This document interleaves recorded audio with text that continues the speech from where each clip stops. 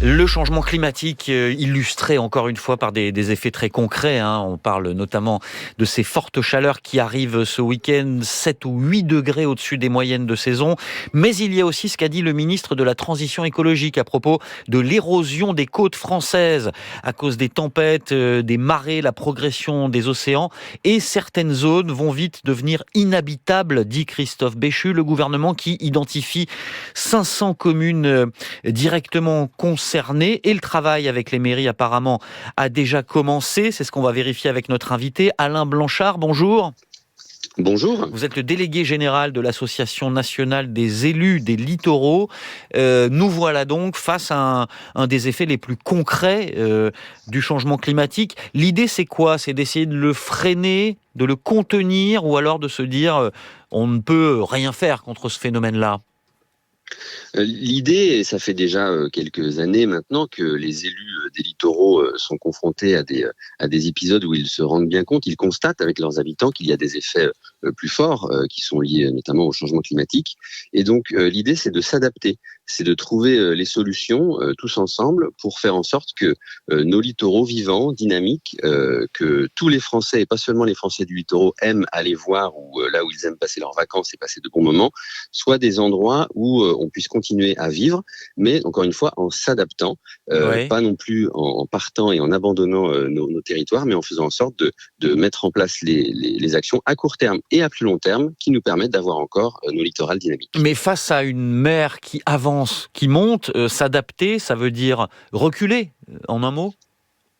Alors, il faudrait pas que le repli stratégique soit vu comme l'alpha et l'oméga. C'est-à-dire qu'effectivement, et c'est là où on dit qu'il ne faut pas opposer le court terme et le long terme, il s'agit à court terme de travailler à des éléments de protection de nos activités, de nos vies sur le littoral, et d'envisager, là où éventuellement ça peut être nécessaire, mais ce sont des études qui doivent le regarder, le démontrer, qu'il y a une nécessité d'envisager une relocalisation d'activités ou d'habitations dans des zones qui seront touchées. Alors maintenant, il faut être raisonnable.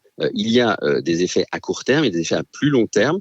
Là, on parle d'habitations ou de zones qui seraient éventuellement à étudier comme étant une relocalisation d'ici 2050 ou 2100. Oui. Donc l'idée est bien d'avoir ces deux pieds pour avancer. Oui, enfin, certaines régions sont concernées dès maintenant, et au total, 20% du littoral concerné, ça veut dire des dizaines de milliers de personnes, j'imagine, pour qui ce sera sans doute un vrai changement de vie à terme. Ce qui est certain, c'est qu'aujourd'hui, on sait que les élus du littoral vont avoir besoin de prendre des décisions qui vont avoir un impact sur le plus long terme, sur des épisodes lointains, et qui vont changer en partie la vue, l'existence de quartiers ou d'éléments sur le littoral. Et pour ce faire, il faut bien qu'on ait un travail pédagogique auprès de la population, et qu'on ait des visibilités et des moyens et des actions que l'on puisse mettre en œuvre en tant qu'élu local pour travailler ces sujets. Et c'est là où actuellement nous attendons tous de la part de l'État, les discussions sont en cours, de savoir quels vont être les moyens qui vont être mis en œuvre sur ces actions-là, pour que les élus du littoral ne soient pas des sentinelles oubliées sur le front du changement climatique. Parce qu'encore une fois, comme je vous le disais au début, ces territoires-là, ce sont des territoires qui intéressent tous les Français, pas seulement les élus des littoraux. Oui. Le gouvernement dit que le travail se fait bâtiment par bâtiment, camping par camping, maison par maison, pour voir effectivement qui est menacé, qui ne l'est pas. C'est exact ? Alors, ça a besoin encore d'être vraiment démontré sur le terrain, mais c'est effectivement la bonne façon d'appréhender les choses. Il faut faire, pour reprendre les termes du ministre, de la dentelle. Et c'est bien ce que nous sollicitons et nous souhaitons à l'ANEL depuis longtemps. C'est pas qu'il y ait une seule règle uniforme qui s'applique brutalement sur l'ensemble du territoire, parce que le littoral, on parle bien, nous, des littoraux. Il est multiple. Et parfois, sur une même commune, il est totalement différent. À un endroit, c'est de l'érosion qui va être un enjeu, et à un autre, c'est de la submersion. Et donc, on ne traite pas les deux de la même manière.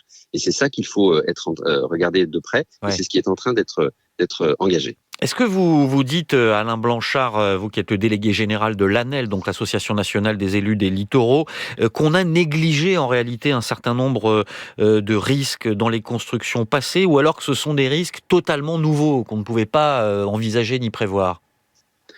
Il faut toujours se méfier des jugements a posteriori. les élus locaux, les communes, elles prennent des décisions, elles valident des constructions, des permis notamment, en fonction de données parfois scientifiques qui leur sont données, mais à un moment M. Mais la connaissance scientifique et la vérité scientifique, elle évolue aussi dans le temps.